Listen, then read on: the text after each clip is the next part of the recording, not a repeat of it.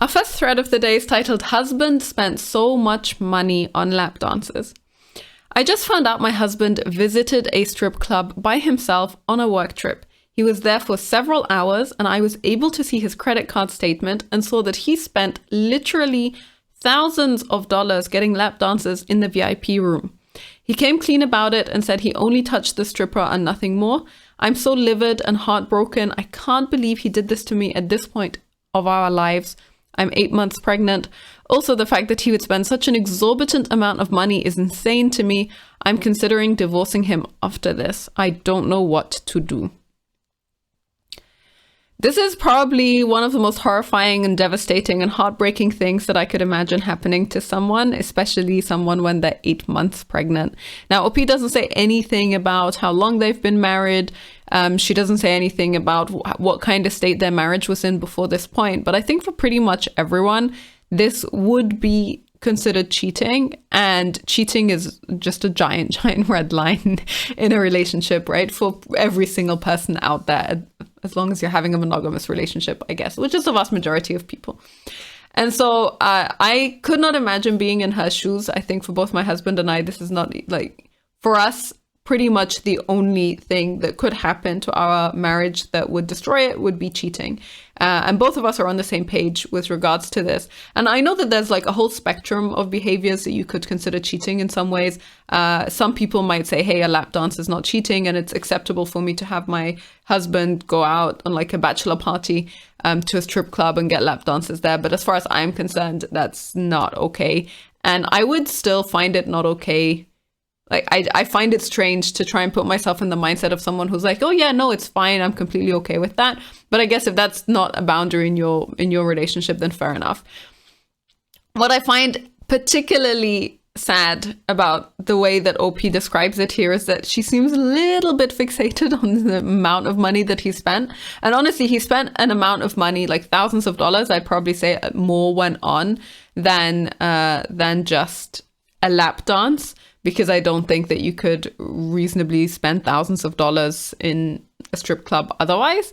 But I do think that she's just a little bit like, her focus is like, he spent so much money. I can't believe he spent so much money on this. And I think that makes it kind of doubly as sad. I think, honestly, that's probably because it's easier to be devastated and angry at him wasting money than it is to be devastated and angry because he cheated on you.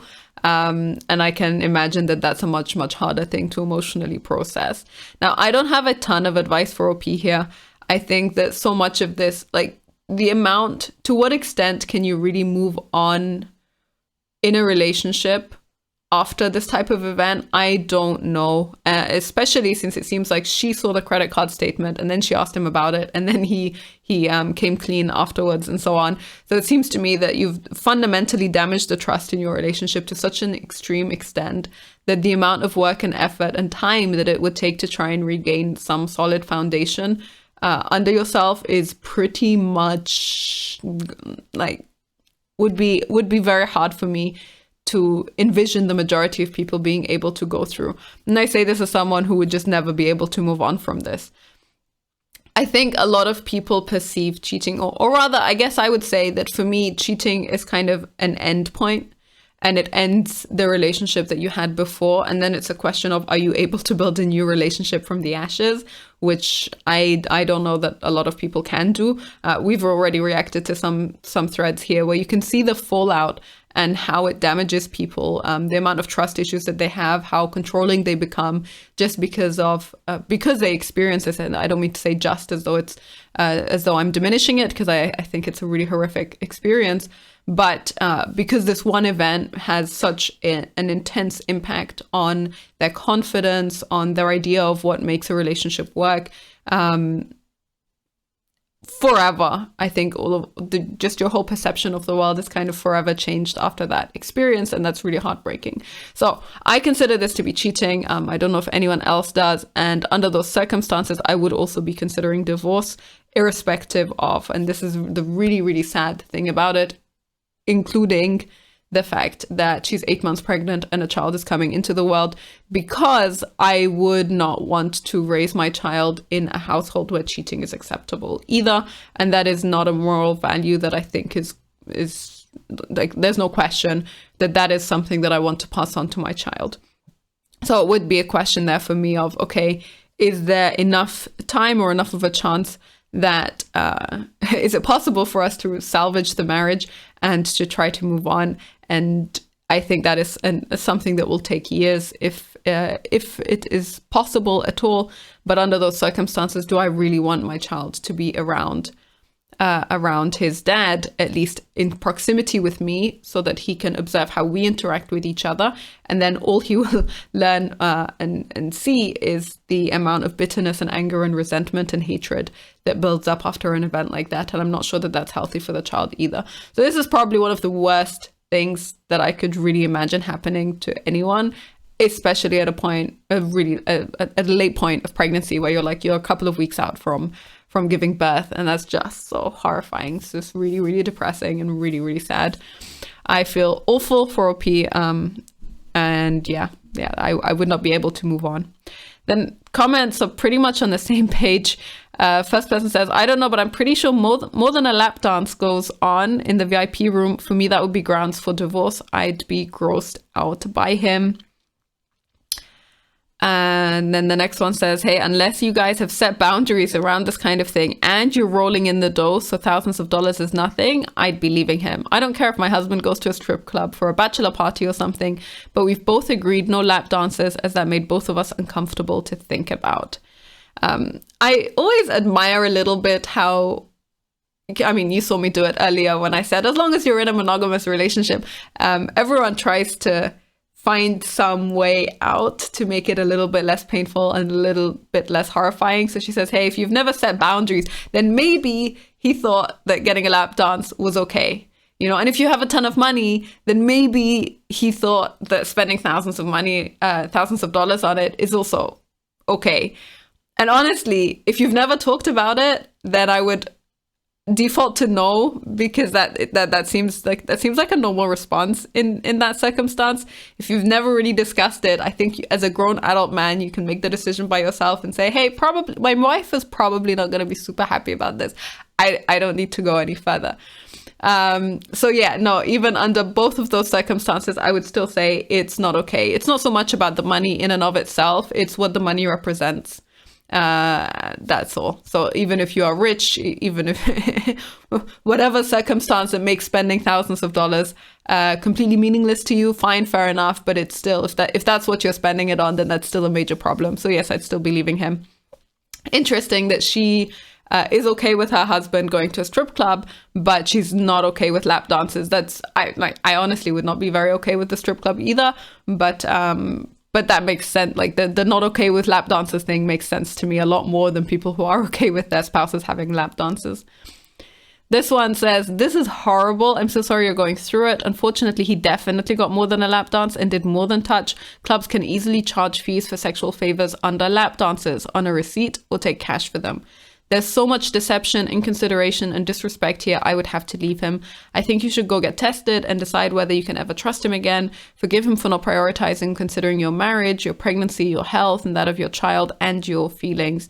If you can, move on, but seek counseling. If you can't, leave and seek counseling.